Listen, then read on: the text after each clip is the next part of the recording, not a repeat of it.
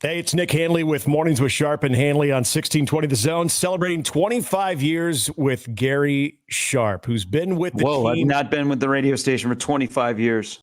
Since 2013. You've seen changes. You were the launch of what we now know as 6A to 6P. You know, we weren't actually 6A to 6P. We were 7A to 11A. Nick Baugh was still there when I got there to start working with Jason and Shane. And Nick was doing 11 to 2, and then they expanded on sportsmanlike conduct. And for my first week, it was Matt Schick and Michael Severe. And then Schick left. But when I was picking his brain about this job, he already told me he was leaving. And then they made this big announcement that he was going to the afternoons. And I'm like, eh. And then like a week later, he announced that he was going to ESPN. So when he said that, did you go back and be like, wait a minute? No, because I asked him about it because I had known Matt when I was previously living in Nebraska. Matt was at Channel 7 and then he was out in Kearney. So I knew him a little bit. For whatever reason, the people that were upstairs at the time didn't buy into that show, which I think was a shame. And so that opened a spot in the mornings. But I was picking Matt's brain about, who the GM was at the time, how things were going. Because I was in professional baseball and I had a really good job and I was living in Florida. He gave me a lot of advice and it was just the right time. And Matt told me, he goes, hey, I want you to know that probably you and I won't be hanging out very much. The fam's on the way to Bristol. God, you got to love this business. I'll never forget there was a time in Memorial Stadium covering a state championship game, and our dear friend who unfortunately passed away not that long ago, Tom Cortor, introduces me to this, maybe pun intended, sharp sounding guy that was hosting Sports Nightly at the time and said, this is Gary Sharp. We had a brief conversation. You are as local as they get when it comes to your passion here. Is that when it all started? Like going all the way back in your time in Lincoln? Within my first week at Nebraska, I wanted to be in radio and I wanted to be around sports. I kind of worked for the athletic department, but I wanted to be in radio. So I went to KLIN. I drove to Broadcast House at 44th and O, and I didn't know who Jim Rose was. I sat down with Jim and I told him what I wanted to be. So he said, we don't really have anything in sports. We have some high school stuff. You can maybe come in and run the board. And then it just so happened that Jim Rose, Gary Sharp, John Baylor were all at KLIN at the same time. Within a year of working at Broadcast House, we got the Huskers in Lincoln and we became the Lincoln affiliate. And so that kind of changed everything, because then I was involved in all the Nebraska stuff. And then the Lincoln Stars showed up. And I started doing the Lincoln Stars. I did Lincoln Stars for their first 10 years of their existence. So kind of like this job, I was in the right place at the right time and asked the right question. And it kind of started from there. And, I almost left Broadcast House right before 1620 The Zone became a thing. Yeah. Neil Nelkin, who I had known because Neil was at KLIN as I was coming in. He was leaving, but KCAR was an affiliate on the Husker Sports Network. So I got to know Neil, and we did a lot of stuff with him. And back then, Sports Nightly was split. Gary Java was doing it from Omaha, and either Jim or myself were doing it from Lincoln. So Neil called me up. I think this is 99. He called me up and he said, hey, I know you're doing all the Husker stuff and it sounds like you love it. He goes, can I talk to you? So Neil and I met at Perkins at 48th and O in Lincoln. It was just down the street because Broadcast House is 44th and O. And he had this legal pad and he had all these notes, and then he had a contract. He's like, hey, he goes, I'd love to have you. We're launching a sports radio station. And I was like, let me get back to you. And he was pretty persistent, like he was the second go around when I said yes and made it back to Nebraska. But yeah, in 1999, we sat in Perkins in a corner booth. I was like petrified. I was like, somebody I know is going to walk in here and they're going to think something is up. And we talked about 1620 The Zone. So that's where I first heard about it, because at the time we weren't really a sports talk station in Lincoln, but Sports Nightly and Sports Day Mid-America had started, which would eventually become Sports Nightly.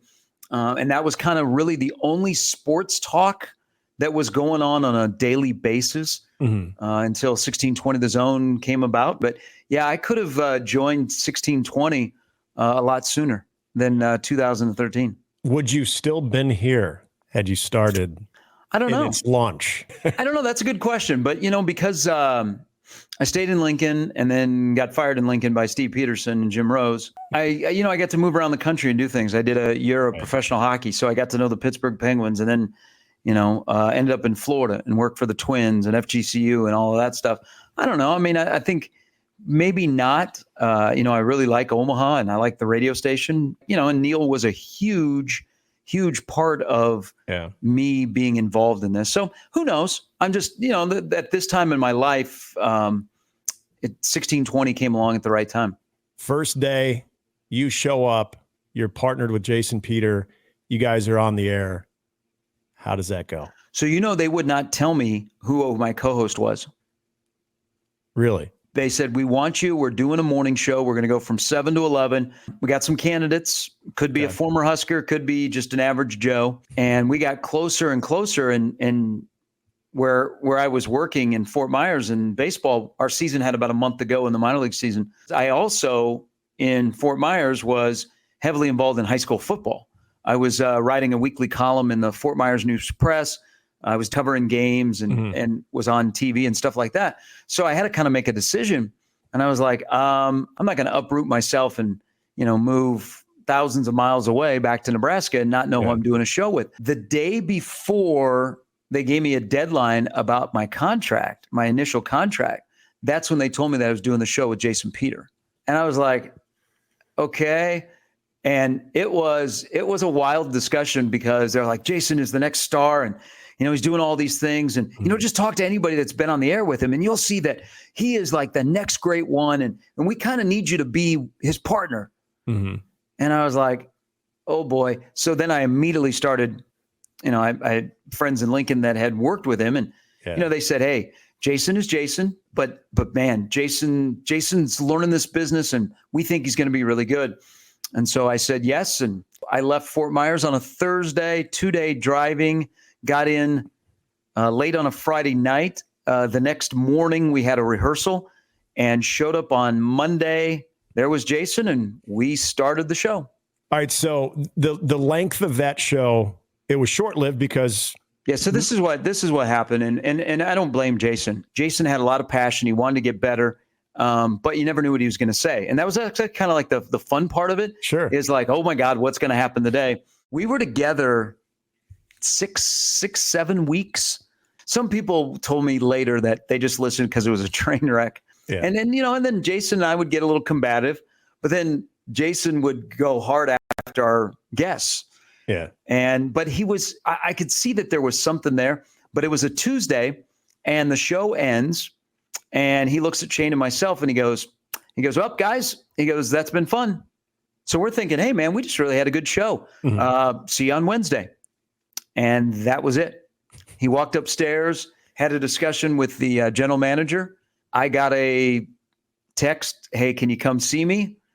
And I walked into the conference room and they said, Jason's done.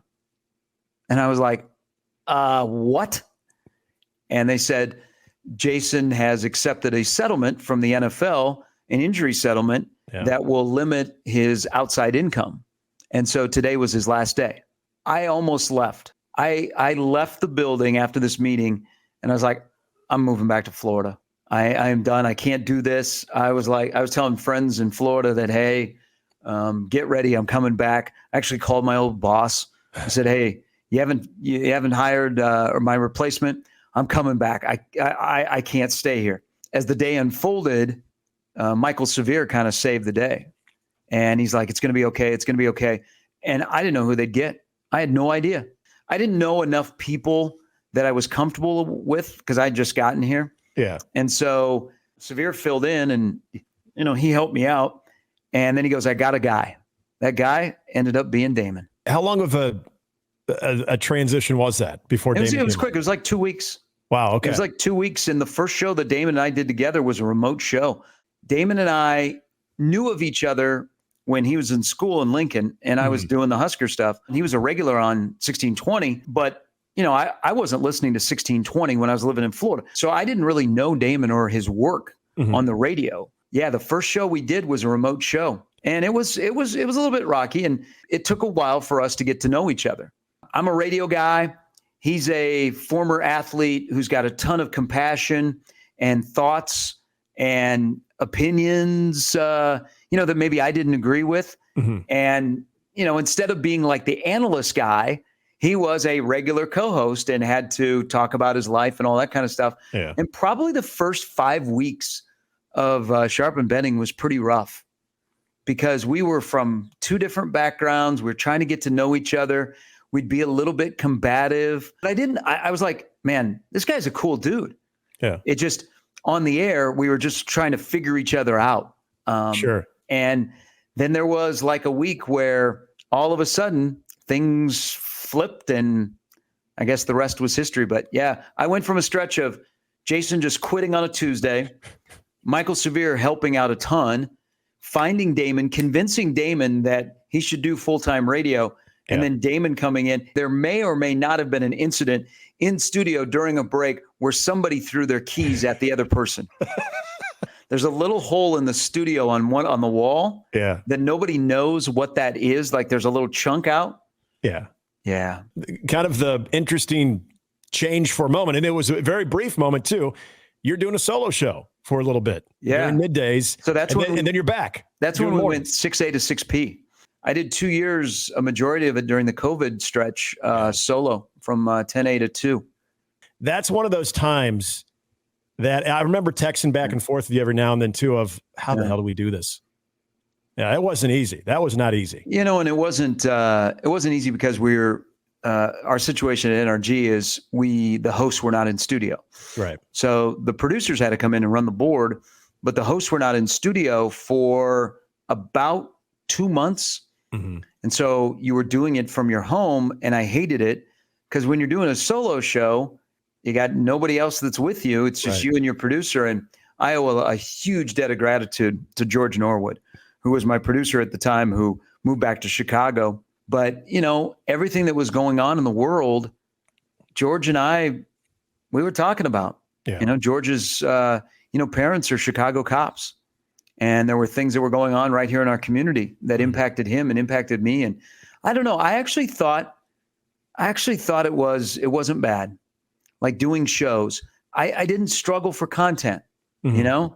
It wasn't like, hey, let's do a list or the Mount Rushmore. It was without sports, you had to challenge yourself, and doing a solo show like you knew, it challenges to a great degree. But I actually learned a lot about myself as a talk show host during that period of doing a solo show, because you were sitting in a sterile environment. You had no idea what was going on in the outside world. You might be scared, but you've got to do 4 hours because we never stopped during COVID. We just continued on with the great unknown of what's next, if there'll be sports, hell, if we'll even be around. So 2 years solo, and then Michael left, and Damon and I got back together for a brief moment, and then Mornings with Sharp and Handley was born almost 2 years ago. You've been doing this for over 10 years. When did the routine click for you? It was a transition because I was working in an industry where I would work until about 12:30 or 1 if we had a home game. By the time you wind down, it's 2 in the morning, and you sleep until like 8, and you're back in the office like at 10 or so. So it took me probably a month. That's it? To get used to it. Yeah, only about a month. Good for you. But I don't sleep. So that's the thing. I mean, of all the years that I've done mornings, everybody says, well, you got to adjust your schedule, go to bed at 9. Well, you found this out, Nick. In our business, we got to watch games. We go to games. We're doing games. Yep. Games don't end at 9. Right. And you stay up and you watch games. And so I've learned how to manage, and I'm sure I'll pay for it on the back end. I've learned how to manage my sleep schedule, where maybe I slip in a nap. Yeah. I don't know how some of these people in morning radio have done it for 30 plus years. Right. I mean, that's insane, because it does change your life a little bit. But there's also the nice thing of, when you and I walk out of the building at 11 in the morning, our day is essentially done. We're never done, but essentially you're done, and now you got all day to go do stuff. Okay, so 1620 The Zone in 25 years. When you think of 25 years of this station, you think of the local angle of it, but also the brand that has now gone beyond just the state of Nebraska. And are you surprised that it has had the impact that it's had for this long? No, because Neil Nelkin was in charge, and he made an incredible hire in Kevin Kugler. That's a great combo to kick off a sports talk station in Omaha, Nebraska, and to reach unprecedented success, to be respected and acknowledged by your peers in state and then nationally. I mean, we're a national brand. People know, especially USC, because USC is, the host may have changed a couple of times, but it's always been on sportsmanlike conduct. Yeah. So across the country, people know about 1620.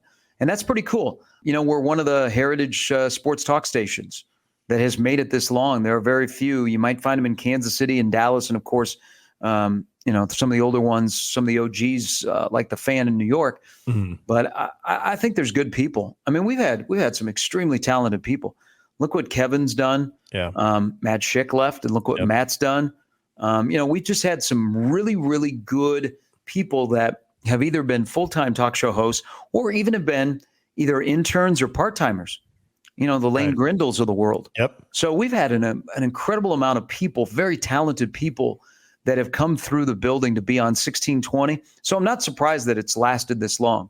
As our radio world changes, 1620 is changing with it, and we're going to be fine. But people, when something happens, whether a coach is fired, a big game, people tune to us. Yeah. They want to hear what the guys on 1620 are talking about. And I think that says a lot about the people that started the station, and to the people that are, still here. And eventually when we hand it off and the next generation of 1620, the zone hosts, I mean, you have an obligation to the listeners. We have incredible listeners. And, you found this out over 2 years, is they're very passionate. They hold you accountable and they make you better. Most memorable moment during a show? I will tell you maybe one of the most impactful things. And, and Damon and I don't do a show together anymore. But he has an impact on my life, and we are friends forever. I think in radio you're raw, and there are moments you can't be a robot, and you have to open yourselves up. And people are generous enough to give their time to you, and they don't want you to be fake. And I think the people that I admire in radio are very authentic. And at the end of the day, you're not Nick Handley, talk show host, or Gary Sharp, talk show host. You are Nick Handley, the person that has a family, married, has a son, lives in a house that's got a new roof and a fence. It's true. In the burbs. So, things that happen impact us. And I think one of the days on air that I will never forget is the day that Lawrence Phillips died. And Damon, of course, was as close as anybody to LP. I mean, they were roommates on the road. They were teammates. And, that was a rough spot. And, Damon had gone out to see him in California in prison. They had arranged some things. And then when he died, I